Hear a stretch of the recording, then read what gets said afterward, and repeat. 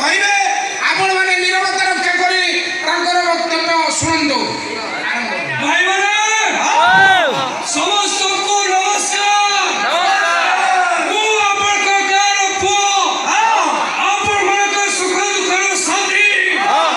ସେ ପ୍ରତାପ ମହାନ୍ତି ସରପଞ୍ଚ ହବ। ବ୍ଲକରେ ଦଲାଲି କରୁଥିଲା।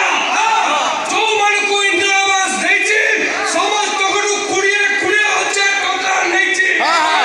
ସେ ଯଦି ସରପଞ୍ଚ ହୁଏ ତାହେଲେ ପଞ୍ଚାୟତ ଅଫିସର ଛାତ ରଖିବଟି। ସେ ବାଲି ସିମେଣ୍ଟକୁ ଝାଡ଼ି ରୋଡକୁ ବିକି ଦବ। ବିଚାର ଆପଣମାନଙ୍କ ହାତରେ।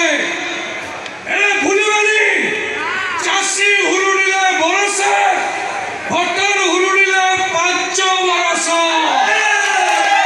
ଆପଣମାନେ ଉପରକୁ ଅନେଇଥିବେ, ଗଳିବ ଆପଣ ପିଇବେ।